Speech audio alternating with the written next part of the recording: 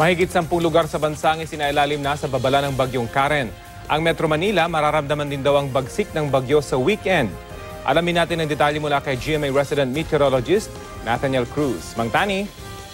Salamat, Rafi. Magandang tanghali, mga kapuso. Nakataas ang Tropical Cyclone Warning Signal number 2 sa mga probinsya ng Catanduanes at Camarines Sur. Ayon sa Pag-asa, mas sungit ang magiging lagay ng panahon dyan at posible ang daluyong o yung storm surge sa mga coastal area. Signal number 1 naman sa Camarines Norte, Albay, Sorsogon, Quezon, kasama ang Polillo Island, Aurora, Isabela at Quirino.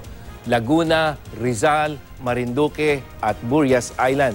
Signal number 1 din sa may Northern Samar sa Visayas. Asahan ng malalakas na ulan na may pagbugso ng hangin. Paalala ng Pag-asa, may banta ng baha at landslide sa mga probinsya naman ng Quezon, Aurora, Eastern Samar at Samar. Masungit ang lagay ng mga dagat, sakop naman ng mga lugar na may Tropical Cyclone Warning Signal, maging dyan sa may Eastern Samar. Delikadong pumalaot ang mga maliit na sasakyang pandagat. Namataan ang sentro ng bagyong Karen sa layo lamang mahigit 200 kilometro o 260 kilometers sa may silangan ng Virac, Catanduanes.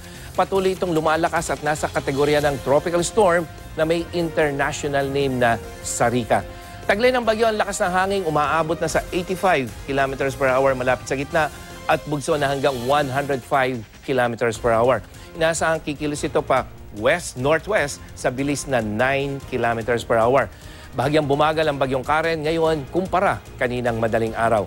Sa forecast track ng Metra Weather, kung magpapatuloy ang galaw nito, magiging malapit ito dito sa may isla ng Catanduanes. Bukas po yan ng umaga, babaybayin itong Philippine Sea, malapit na sa Bicol Region at posibleng maglandfall.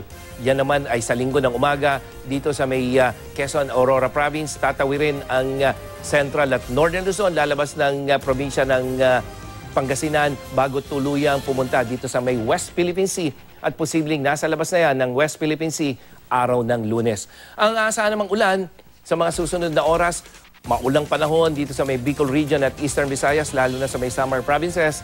Pero sa ibang bahagi ng Luzon, hindi pa po yan apektado ngayong araw na ito ng sirkulasyon ng bagyo. Kaya may mahinang ulan lamang sa Northern at Central Luzon. Sa Visayas, maliban sa maulang panahon sa Eastern section, maulan din sa may Western at Central part. Sani naman yan ng pagsasanib ng hangin at sa Mindanao, sa hapon makararanas ang mga pag-ulan ngayong araw na ito.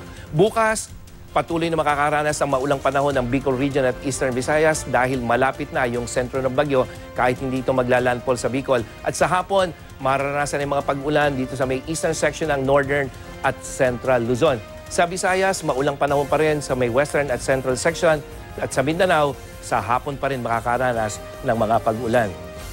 Araw ng linggo, sa Central at Northern Luzon, makararanas sa mga pag-ulan sanhi ng pagtawid ng bagyo dito sa may pagitan ng Northern at Central Luzon, pero maaliwalas sa panahon na sa may Bicol Region at sa malaking bahagi ng Eastern Visayas. Maulan pa rin sa may Maropa, Calabarzon at Western Visayas, maging sa Mindanao, may mga pag-ulan dyan sa may Western section. At din sa Metro Manila, mga kapuso, mataas ang tsansa ngayon Biyernes, pero mas lalong mataas sa araw ng Sabado at tuloy-tuloy na pag-ulan ng maranasan sa araw ng Linggo. Rafi? Mang Tani, ano yung mga lugar na dapat ay higit na maghanda sa hagupit ng bagyong Karen, lalo na kapag naglandfall ito? Yes, Rafi, kung titingnan natin itong track ng Pag-asa, dapat sa ngayon maging handa ang Bicol Region at Eastern Visayas dahil sila yung unang makakaramdam ng hangin at ulan dala nito kahit hindi ito maglalandfall. Araw ng Sabado yan at sa araw ng Linggo, umaga, ang Northern at Central Luzon naman ang dapat na maging IM ready dahil sa posibilidad ng malalakas na pag-ulan at malalakas na hangin, lalong-lalo na dito sa lugar na ito ng Nueva Ecija, Nueva Vizcaya, dyan sa Pangasinan, Benguet, dito sa may Tarlac, dyan sa may Bataan, Zambales, maging ang Metro Manila. Ito yung ano lang natin, Rafi, meron tayong area of uncertainty. So ito ang Metro Manila. So yung posibleng sentro ng bagyo, dahil sa area of uncertainty yan, pwede ring mapunta dito sa Metro Manila. Kaya ito yung babantayan natin, Rafi. So dapat by weekend, Mang Tani, yung mga tarpaulin maitabi na bago pa dumating yung malakas na hangin. Tama yun, Rafi. At Mang Tani, nakatatlong bagyo na tayo sa first half ng buwan na ito. May aasahan pa ba tayong mga bagyo? Yes, Rafi, hindi naman sa dahil ito pa lamang bagyo na ito ang ating binabantayan. Pero sa katunayan, Dito, ito yung bagyong Karen. Sa katunayan, dito sa may Pacific Ocean, meron na naman isang tropical depression nasa may south ng Guam.